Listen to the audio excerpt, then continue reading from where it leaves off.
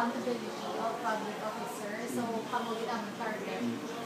Balik, ang interview siya naman, after that, lahat kami sa mga community, interview naman sila kung ano, ang problems nila sa diri sa ilang na lugar regarding sa inyo na mga official. So, ang common, sir, na kuha naman sila information is ang basura kuno sa ilang lugar na wala na dalalapta lang na basura.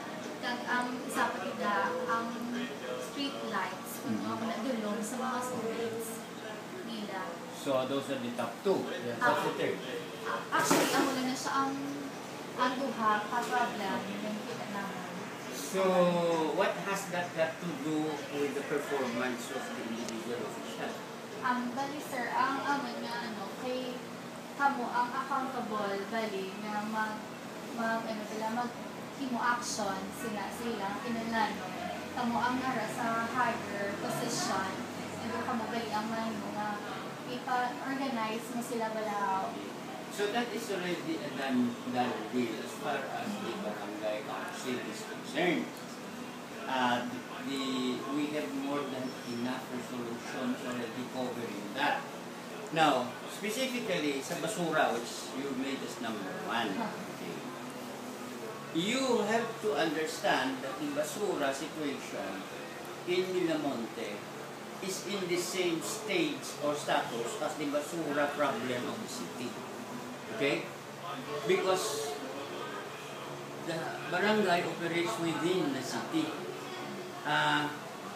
The garbage collection being done by the barangay is not a mandate of the barangay. It is a mandate of the city. Let me make that very clear. In our own right, the barangay being such a big one, we have already spent a lot of our budget to come up with 5 garbage collection teams. Okay? It's not necessary for the barangay to do. We are doing this to supplement the city. Kaya man, ang city, hindi din kasama. Okay? Let me make that clear. Kaya man, some of the residents even here are complaining why you're not doing your duty. We are doing our duty in helping the city, but that is basically the city's job. So what we did, we took certain areas of Villiamonte, naging solo namon na kami na nagdiri ang bahala. There are 5 trucks. 5 trucks average about 6 cubic meters. Okay, so we are hauling 30 cubic meters per day. 30 cubic meters translates into, would you have any idea how heavy that is? Tons, no? 1 cubic meter is almost equivalent to 1 ton. Okay? Raw garbage na, unsegregated. So we are moving 30 tons a day. But it is still not enough. It's still not enough. Kaya man, wild na gid ang pag-produce karon sa population. The normal, you know, I have this data. I used to be a consultant and I was a consultant for MMDA. Okay? The average rule of thumb is half a kilo of garbage per person per day. That was the rule of thumb. But no longer applies, especially here. It's more than that now. So even if you use the rule of thumb of half a kilo per day per person, we have more than 45,000 people living in Villiamonte. So you do your math. Okay? And when you translate it, 5 trucks is not going to be enough. So that is the situation. So we are doing the best we can.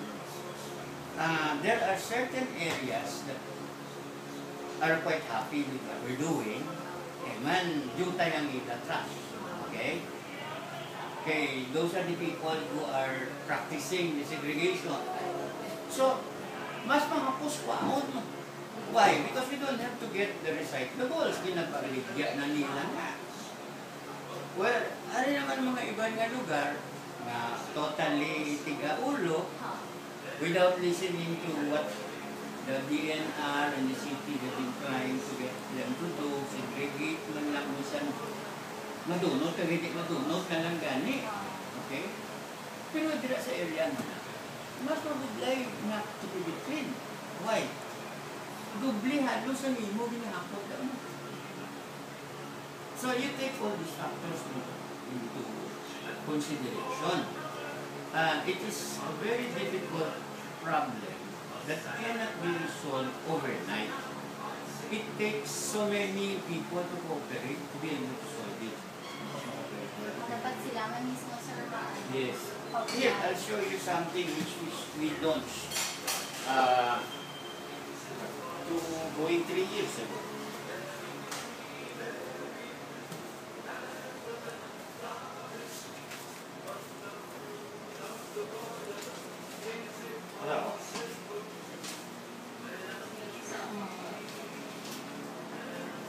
But you see, kita mo dira segregate apat ka klase dira ang basura. Karon nga gani ginako na lang palihog na lang, duha na lang, madunot kani ni madunot. Why pagyapon gusto mo? Pero without them knowing that the fact that they do that, they produce garbage which is double, which is double of what should be good. Kaya man ang recyclable, dalamang yapon. Dito na ginakuha sa campsite, sa mga scavengers. That's what's happening. Now, I don't know in your own households whether you do practice that. Pero you should also, you young guys, should think about it, no? I'm part of the problem. Okay? So, ang street lights naman, do you have any idea how big Villiamonte is? It is a barangay which has a barangay inside it, okay? Monte Vista. Dako-dako India. We have more than 500 hectares. Now, sa ina, sa mga dalan, we try our best to keep them lighted. We do our best. Pero, bulbs cost money. We maintain an electrical team. Pero sambot, ang iba may mga school na tinadol, combine, maagyan ini nga adlaw, abi, way suga, oy, katulong ni sa mo. Pero kung may suga na way na sa okay. We've noticed that. Tiwagit na may himo mo, you can never satisfy everybody. Pero it does not mean that the barangay is not concerned with it. Because the barangay is maintaining a team of 3 people just for that. So why should we maintain a team and pay from the budget for people to address the problem? Except anoon sa tao kung maaigi kami maiatan ng bumila. So some of the richer sectors here, what they do? O ako mabakal sa sugat, kantuan din team nyo, itakot. So again, it's a cooperation. So I think the one ang nagahambal na katulong. Sa ila lang ko place. Sa ila lang place. Kada so they don't even have that initiative na, uy, ari ang bumilya, itakot nyo, be. Dapat sila man mismo, sir, ano man. The community spirit is not there. Implement. Pero you'd be surprised na with the relatively higher economic zones here, na mga pamalay, they have that attitude.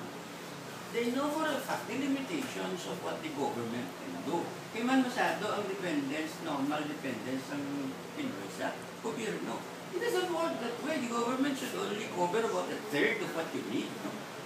2/3 you have to do yourself. So anyway, I don't know if I answered your question.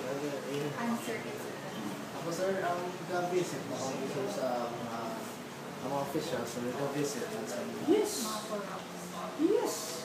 As a matter of fact, the Purok, we have 35 Purok presidents who who are all coordinating with the kagawads. Sige, gid na yan. Ang rapport niya is continuous. Sige sir, namanta na lang kami kinalanan. Thank you again.